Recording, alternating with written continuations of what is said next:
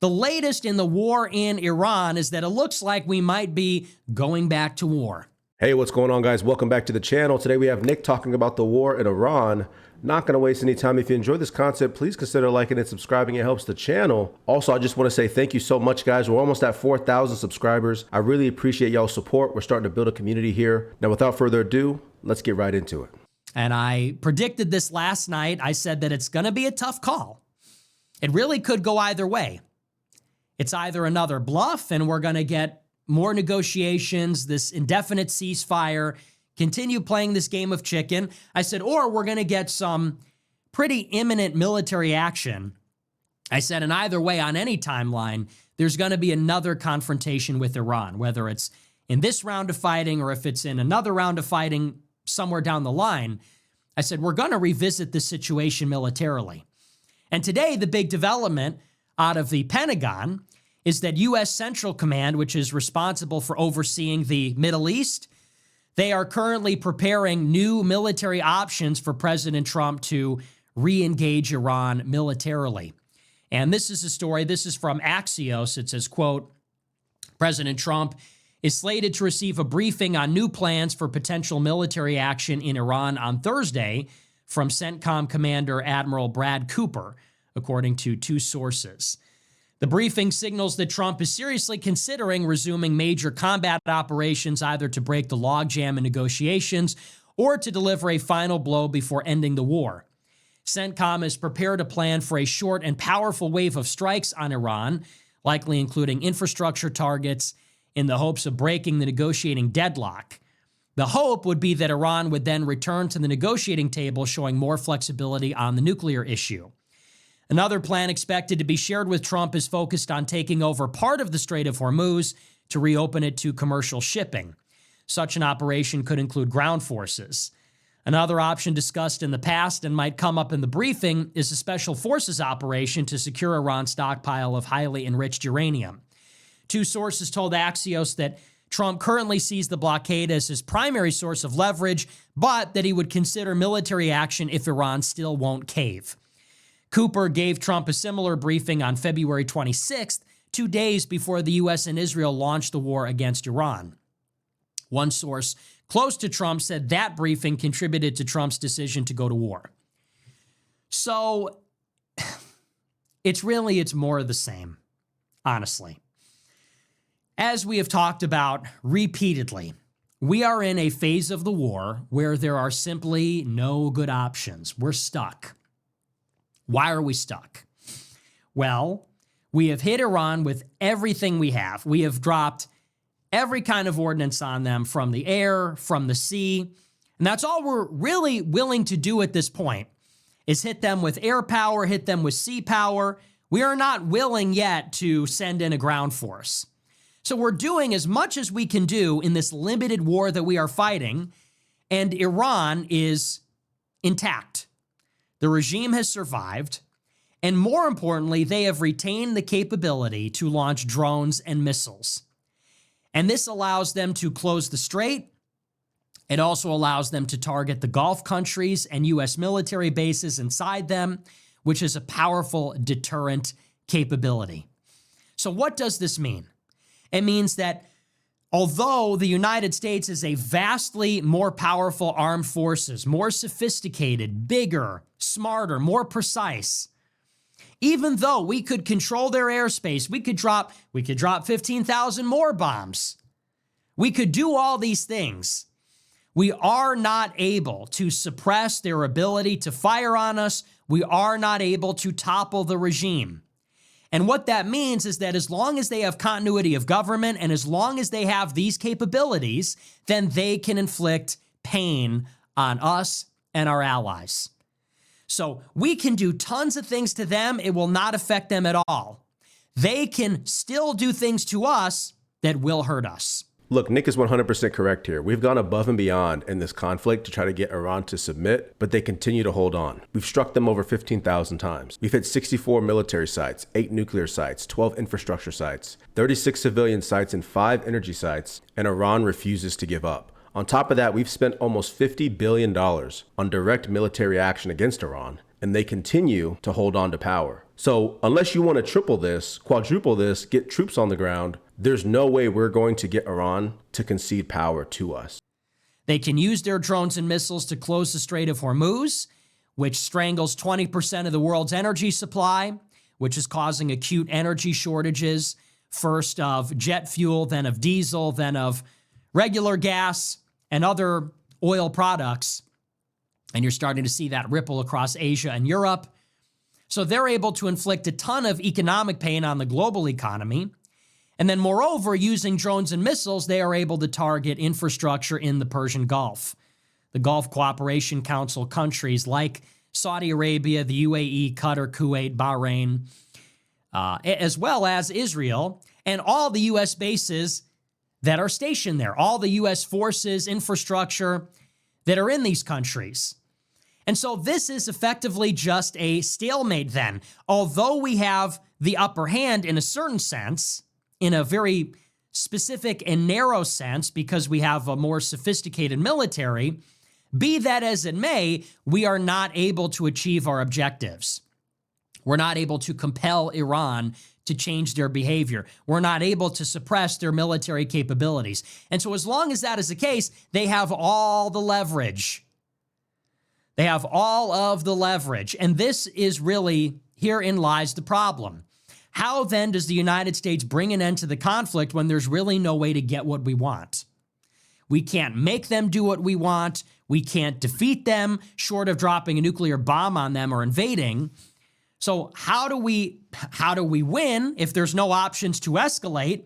How do we withdraw if there's no way to leave while getting any concessions that we demanded? It's a lose-lose situation. Either we do things that are totally unacceptable to escalate to win, and it's a Pyrrhic victory. We drop a nuclear bomb, that's a catastrophe. We invade Iran, tens of thousands, hundreds of thousands die. American empire as we know it is over. Total catastrophe. But also, if we surrender, if we retreat, then it's an unambiguous strategic loss. We will effectively be saying that we threw everything we had at a vastly inferior country, and not only did we not achieve anything that we wanted, but they increased their power. For all my fellow veterans out there, sounds like Afghanistan, doesn't it? We spent all that time downrange trying to do regime change and trying to change the culture of Afghanistan and Iraq and all these other Middle Eastern countries. And by the end of it, nothing changed. If anything, it's worse. And so now, instead of learning from those mistakes, after we've already admitted defeat in Afghanistan, we didn't win. That was a strategic loss. Send troops in harm's way, kill a bunch of people for no reason. When you look at how many people we killed when we went into Iraq, it's staggering. So you're talking about that times a magnitude of 3 or 4 in Iran, if you really want to get the job done. They gained the Strait of Hormuz. They became more powerful after we attacked. It's sort of an unacceptable consequence. It's an unacceptable strategic defeat. So how do we break out of this stalemate? How do we break out of this cycle where Iran has closed the strait, they're hitting the Gulf, and we can meaningfully do nothing to them? Well, up to this point, Trump has been looking for a way out. And there's many different schools of thought on this. One is that we find a creative military solution. We can do something to Iran that we haven't thought of, that we haven't tried, and this is going to hurt them in such a way that they're not going to want to retaliate, something that's unacceptable to them, that they wouldn't even want to consider. They wouldn't want to endure that even if they were able to retaliate. Something that does not involve a huge ground force, something that isn't very risky. And so these are some of the options that are being considered, like that we're going to seize Karg Island. We're going to invade one of the islands in the strait. We're going to drop paratroopers inside Iran and seize the highly enriched uranium.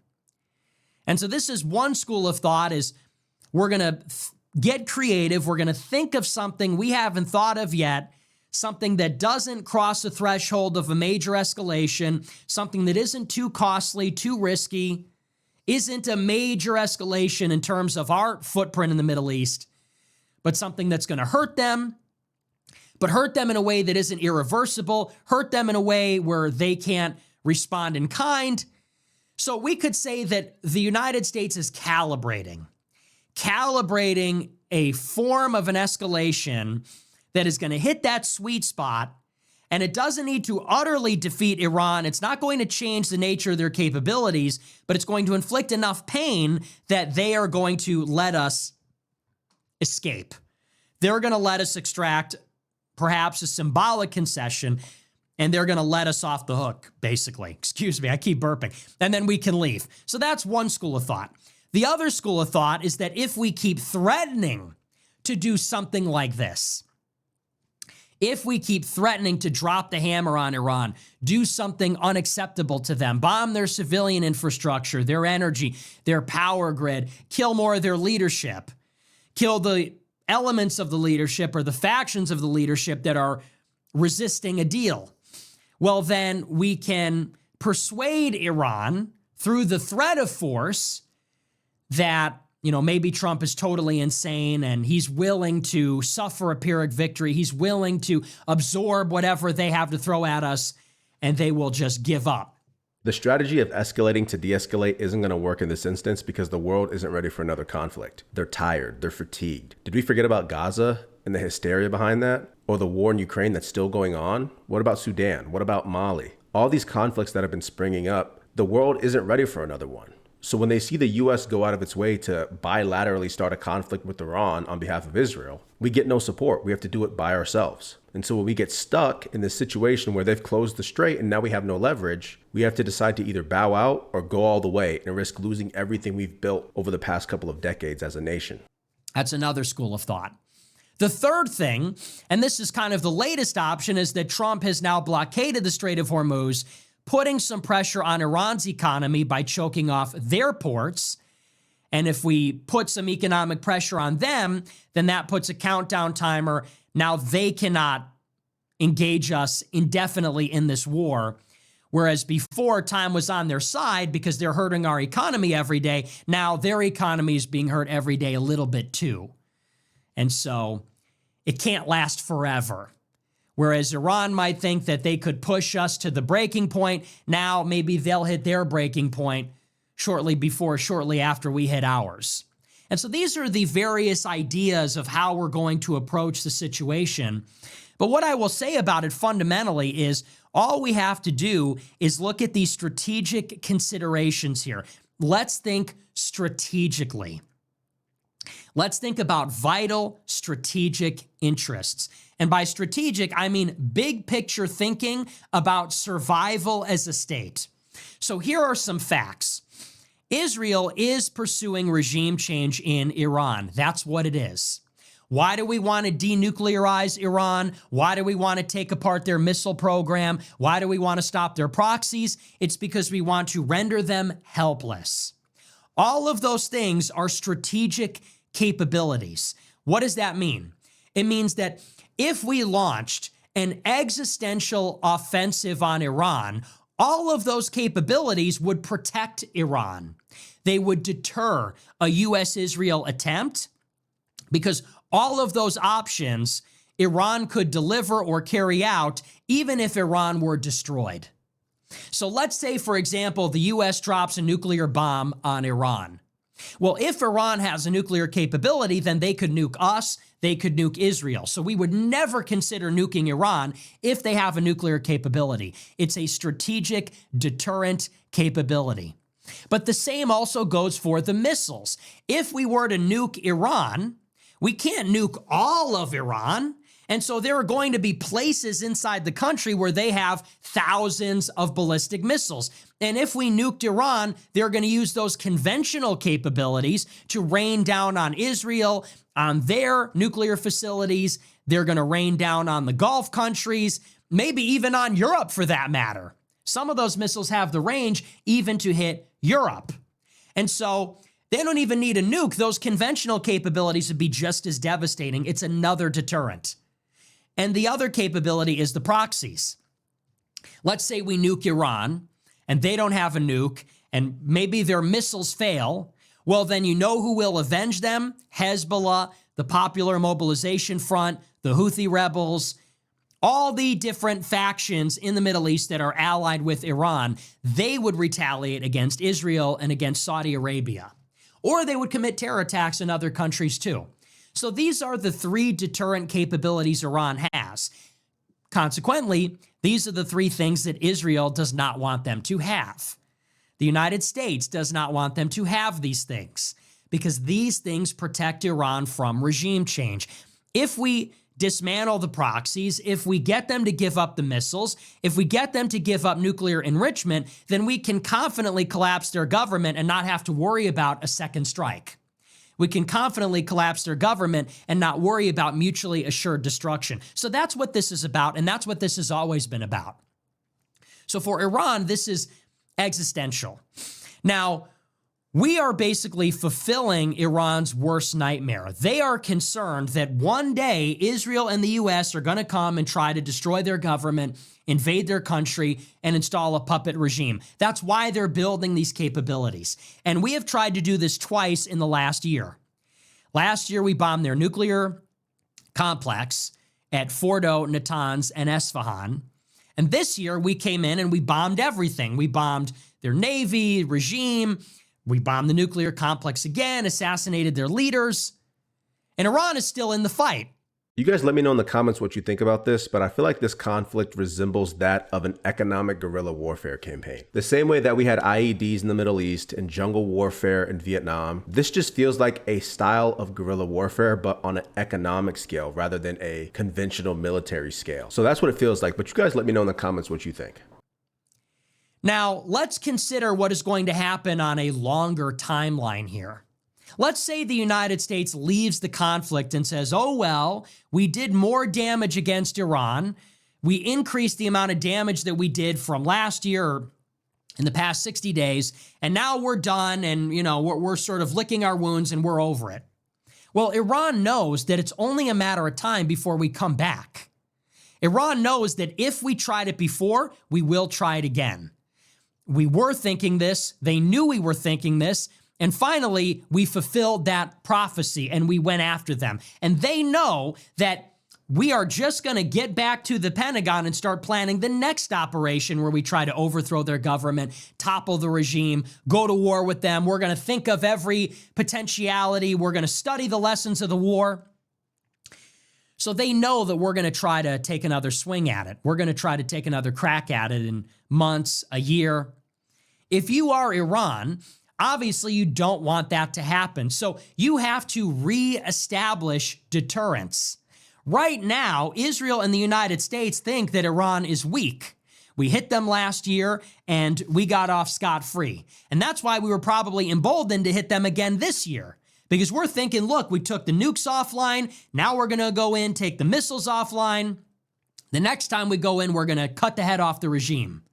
And we're thinking it's smooth sailing. We're so smart. We're so sophisticated. Iran doesn't stand a chance. They're inflicting no casualties. It costs us nothing to take over their airspace for a couple of months and mow the grass, kill the leadership, destroy the missile launch platforms, etc. So what Iran needs to do in this conflict, if they know that Israel and the US are seeking regime change, then they know that it's only a matter of time before we come back. And we're going to look at them as a weak, handicapped foe that we don't really have to worry about. So their principal objective in this conflict is, one, survive, obviously. And then two, they have to deter any future attack. They need to make sure that the US and Israel and the Gulf countries will never try this again. And how do you deter a future conflict? You make this as painful as possible. Economically, militarily, and Iran has done exactly that. They have dropped missiles, and they've even used their Air Force to destroy something like 9 U.S. military bases that are absolutely obliterated, caused tens of billions of dollars in economic damage to the bases. They've attacked Saudi and Qatari energy resources, Saudi Aramco and Qatar's LNG. They've attacked the United Arab Emirates. They've threatened to attack desalination plants. They've hit Israel and their nuclear facility at Dimona.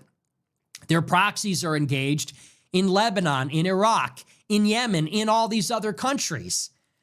And maybe most importantly, Iran has taken control over the Strait of Hormuz.